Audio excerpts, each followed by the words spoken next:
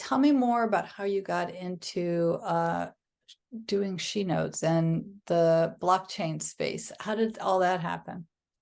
So professionally, I'm a nurse practitioner, like I was explaining, and I've worked at the University of Cincinnati for the last 20 years in healthcare. And the University of Cincinnati College down the street just opened a crypto economics lab about a year ago.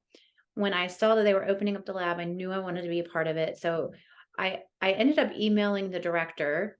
The director I ended up working with his wife, and we met. I treated it really like a job interview. And I said, I want to be a part of this. And he said, well, what can you do? Or, what do you think you can do to help the lab? And I describe myself as, I'm a lifelong learner, but I'm a teacher. I love to teach my patients, and I love to give them the autonomy to take care of themselves. So I said, look, if I can teach a patient how to use a glucometer, I'm pretty sure that I can teach them how to use a hardware wallet. And if I can teach my patient what chronic inflammatory demyelinating polyneuropathy is, then I can probably teach them a little bit about crypto economics. So he said, okay, what do you want to do? And he was like, let's start from the beginning. Teach me how to do some proof of work mining. So that's what we did. I had a student from India who was mining at the age of 16 in India walk me through setting up a GPU mining. And then I ended up doing an education curriculum on it and then teaching it afterwards. So I started with that and started working with some hardware wallets, reviewing hardware wallets and just playing around with them and doing interviews. And really the rest is history. I've done a lot in the last year, and I've learned so much in the last year. So how did SheNodes that come about? Yeah, I don't know if you heard or not, but I won the hackathon. No, I didn't. That's I was awesome. shocked. Oh, wow. Very happy. I just found out yesterday or 2 days ago that I won the CryptoChicks first bounty. So I was pretty excited because I really did. I put my heart and soul in it, and I worked super hard on it. I wasn't expecting to win. I really was just doing it to enter in the first hackathon. So this literally came up by mistake. SheNodes is a women's mentorship program for female node validators. And so just to backtrack a little bit, Ethereum transitioned their consensus mechanism from proof of work to proof of stake. Right. And that occurred last year, September of last year, and they went to completely proof of stake consensus mechanism, which basically means you're not using your hash or your computing power anymore to verify block transactions. You're staking your ether, your Ethereum, and then you are verifying the blocks, and that staked ETH is really what keeps you honest and helps you to not threaten the security of Ethereum, because if you do, that ETH would get slashed. So that's what staking is. But staking has really helped to be able to involve more people. The barrier for entry is significantly reduced. And then also the hardware that's needed is a lot less bulkier. You don't need as much, and you don't need as much technical knowledge to manage it. It's actually not super complicated or complex. So really the idea is to have the Ethereum blockchain proof of stake to have home miners, random people like myself, to be able to mine, to be able to earn passive income. I call it my side hustle. Yeah. No, I get that. Yeah, I get that. Keep going though, and then I'll share on my side. Go ahead. Okay. So that's how I started. I met a friend who is actually my mentor from the lab, and he has several nodes that he has been working on proof of stake mining for a while now. So he's very familiar with it, and he is working to mentor me and get my first node up and running. So what's interesting is that I recently became a node owner. Yep. And I'm a Bitcoin miner, and that's a whole long story. So I decided that because I'm working with El Salvador, because of I don't know if I told you, I think so. I had my books with me, the Bitcoin Cinderella and the Yes, yes. I'm so so interested in reading those. yeah, so because the book about the seven dwarfs is all about Bitcoin mining, and because they're looking at, and the book is translated into English and Spanish, they're looking at using it down in El Salvador. I needed, even though I do have Bitcoin wallets, I needed a Bitcoin wallet for the acceptance of the purchase of the book. So I contacted a company that also partners with me on Blockchain Legal Institute called Project Pi. And so I bought my node from them. They downloaded the Bitcoin protocol, and I'm in the process of creating the, learning more about the Bitcoin point of sale and so many of the other apps. But I'm interested now that you're talking about this from the Ethereum perspective, because Mhm. I know that on the node I can download a few different things. So I'll have to go back now and look at, and I don't know, I'll have to, do you know if on one node, because I know there's a lot of memory on the node, Mhm. if you can have more than one protocol downloaded, or should it only be one protocol, and should I buy a different node for Ethereum? You know what I mean? That's a great question. I don't know the answer, but I will find that out for you. Yeah, yeah, because now I'm curious about doing an Ethereum node with, to learn more about that side, because it's been Mhm. very cool to see the well, on the Bitcoin protocol side, it shows the little blocks, and all of a sudden it's there, and then it Mhm. kind of rotates and it's there. So it's, Yeah. visually it's very simple to understand, to see. Not so simple to understand, but you made it very simple.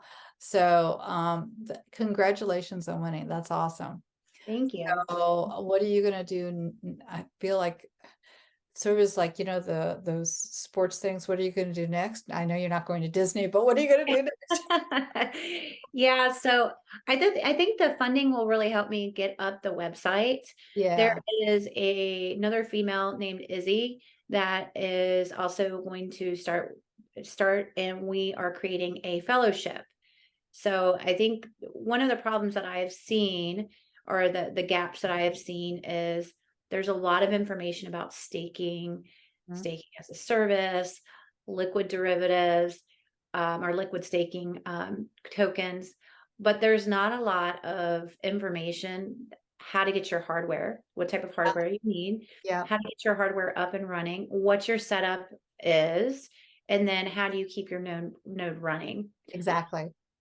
Yeah. So there's that deficit there that I think if you just do a little bit of hand holding for Mhm. mentorship, have those calls, and to be able to physically do that with somebody is so important.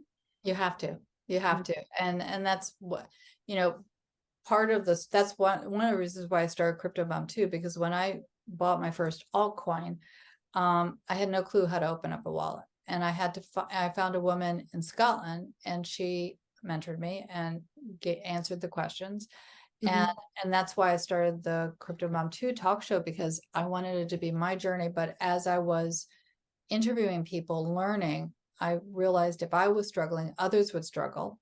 And so by having other people kind of mentor me, then I wanted to pass on the information. And I kept talking to people all around the world, and it sort of grew. So, that's, it's passing it on, just like what you're talking about. Yeah. Yeah. It's the idea, of sharing knowledge. Knowledge is one of those things that once you have it, no one can take that away from you. And it can be so powerful. And it becomes even more powerful when you share it with other people and then they share it.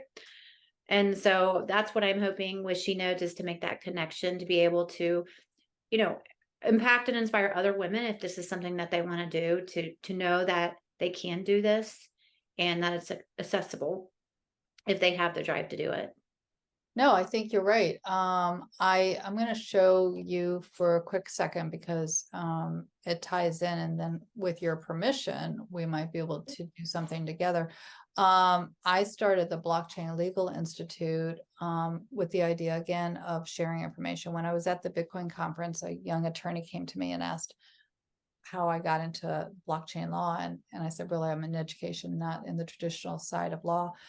But I realized that there wasn't a centralized library of decentralized resources. So that's what the Blockchain Legal Institute is. So it has a vertical for news, it has a vertical for learn. There's community internships and a whole slew of information here. AI, Bitcoin, Ethereum, blockchain uses, laws from around the states, Oh, wow. Okay. laws around the world.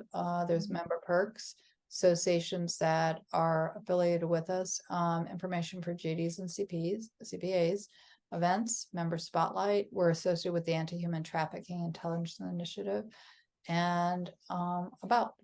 So, but what I'm thinking is that I know that one of the partners that I purchased my node from is Project Pi. And these are the partners right now for the Institute. But, again, love to have information, even though I think you're going to probably be working with more than just Ethereum. But I'd love to have information about SheNodes on here. So that way, as people are learning for resources, even on the learn side, they would know more about who to reach out to. Sure.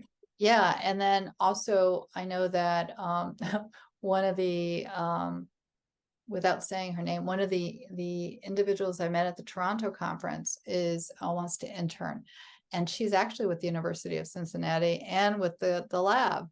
So she's one of the students, and so that's kind of exciting. So again, from this perspective, if there are others associated or you're working with or come across that want to kind of get involved, that'd be great too.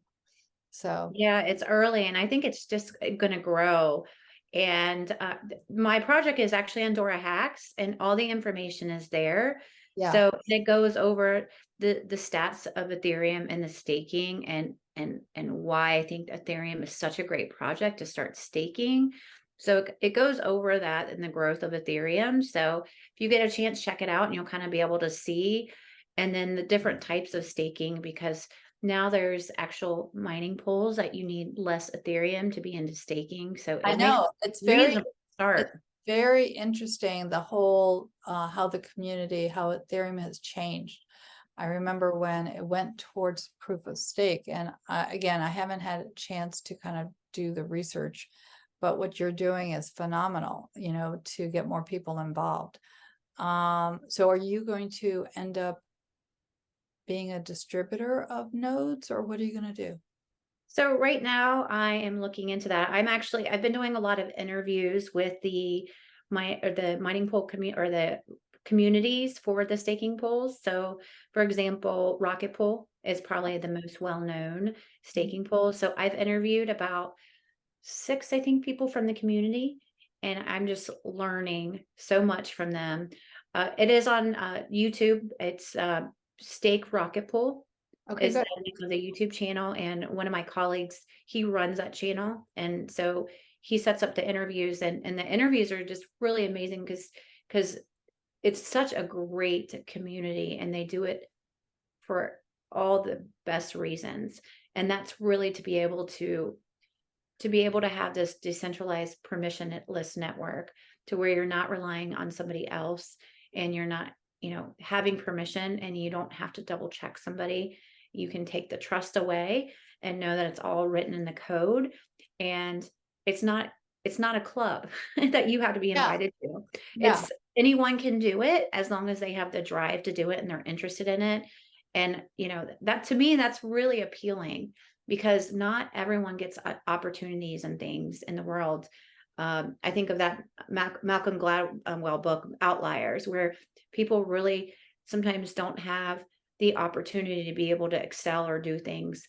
So this, I think, is a purpose that allows people, if they have the drive to do it, they can have the opportunity. And there's new things coming down the pipeline. They're working on it's called a zero ETH club, to where you don't even need Ethereum. They are hoping that eventually, people can prove themselves to be good validators. They can run a node like you. Like if you're like, okay, I don't want to put ETH up, I'll use my node, and then people can start earning APY, and eventually those rewards will accumulate to where then they have the Ethereum. So then they can start being a node validator, but with staking and build more APY. So there's all these cool things coming down the pipeline that I think it's going to be able to open it up for more people for access. So where are you learning about all this stuff, all the changes that are that's going on within the Ethereum community? Yeah, that's been hard. So interviews, I've been interviewing and talking just to a lot of people in the community. Twitter, I've been watching other people's interviews in the community. The community Discord, Yeah. it has a lot of the information.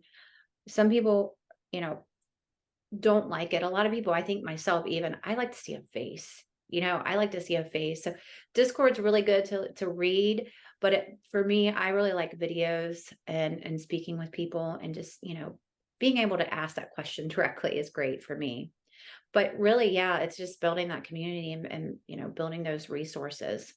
And that's why I think SheNodes is important also, is because right now that's what I am doing is I'm getting the best. I'm trying to interview the best. One of the very first female node validators, Nixo from Stake ETH, I was able to meet her and interview her. Neat. And she started many, many, many years ago. And then they asked her to join Stake ETH. And, she is amazing. Like her story, she came from a non-technical background and she was able to figure it out 5 years ago. And she's been doing it and she's an expert now. So I think to be able to hear those stories is inspiring, because at first I was like, I can't do this. I'm not technical. I don't think I can learn this. But then speaking with so many people, it really tells you when you have a background story with them, it gives you a little bit more confidence and motivation. So I know we've been talking a lot about Ethereum. Have you explored other tokens or coins or Bitcoin or anything else like that? Are you solely on the Ethereum platform? Yeah. So right now, I think just looking at the ecosystem of Ethereum, I think it's the safest and the most beneficial. So one of the difference between proof of stake and proof of work is, well, first of all, the nodes with the largest hash power are the ones that are going to get those block rewards for Bitcoin, right? So right now, the way it is, because you're subtracting that power as well, you're really not able to make a huge profit unless you're one of those big companies that has a lot of nodes that are running. And so they've kind of taken that over. And some people say it's more centralized now for that reason, because these bigger companies are able to have these huge mining farms, and they're able to do that. With proof of stake, I think it's a little bit different because, well, first of all, there is that possibility where you don't have to have that power or the amount. Yes, if you have more Ethereum, then it'll go to you, but then there's this randomness that you're able to be selected. So I like that aspect. Also, it's more energy efficient. We talked about energy consumption and hash power. The research that I've seen is it's 99% better energy efficient. So it doesn't use as much hash power. So for me, that's appealing. But for Ethereum overall, I think if you look at the tokenomics for Ethereum and the safety, it's the best bet. If you look at cryptofees.org or .com, it actually tells you each cryptocurrency company or each cryptocurrency how much fees that they bring in for revenue daily. By far, Ethereum's number one. They were bringing in about $7 million a day in transaction fees the last time I checked. Bitcoin brings in about 500,000. So that's a huge difference, right? So like, who is making the money with transaction fees? And then also the growth, obviously with Ethereum, the ecosystem of Ethereum, it's a marketplace, right? Yeah, so it's a marketplace where everything is building, and you have these layers of all kinds of ecosystems. You got decentralized finance, you have supply chain, you have Internet of Things, you have the metaverse, you have NFTs. So they have the most builders that are building on top of this. And so I'm not opposed to, in the future going to other blockchains, but I think by far, when I've done my research, Ethereum is so much ahead of anything else. It seems to be the safest. And then financially with APY and the growth, I look at it as dividends. Yeah, So no, I mean, there's each Bitcoin protocol and the Ethereum protocol, two different animals in my mind, in terms of why Bitcoin was created, the peer-to-peer structure. Ethereum, they realized that there was something that needed to happen to allow businesses to grow and to build on. So, and so that's created a whole nother explosion within tokenomics. So yeah, each one is slightly different. I'm excited to look at doing the proof of stake though. I like to get my hands into the tech side, even if I'm not, a coder, because when I write my books, I like to do the research so then I can explain a little bit more from the character perspective as to what she's learned and what's happened. So I know that you're going to hear my dog in the back, which is fine. The next book that I write, well, I'm writing two more Bitcoin Cinderella books, but she's exploring the blockchain. So the fact that she was given Bitcoin by her mom is the reason why she's tagged the Bitcoin Cinderella. But that doesn't mean that she can't explore Ethereum and what's going on. yeah, Because basically her mom is in the metaverse and in the blockchain doing various things. So she's, Cinderella, Samantha is basically just on a quest to find her, and as she's going around, she's learning about different things. So it sounds natural to me to write one of the next books, probably the 5th book, right? Because I already have the Bermuda book coming and the True Stories of Women in Bitcoin. But wow. I really think that there needs to be a Bitcoin Cinderella book with a fairy tale just dedicated to Ethereum. And Yeah. actually, I had thought about that when I wrote my first book, and I think I did.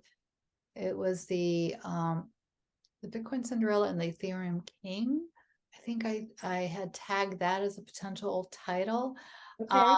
So, but I'm again, I have to kind of explore and see which fairy tale, what's the frame, and then how do I kind of build the story around it.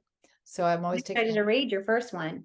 yeah, so it's a lot of Wait fun. for it. It's a lot of fun, a lot of fun. So I'm going to stop the recording if that's Okay. okay, because I think we did really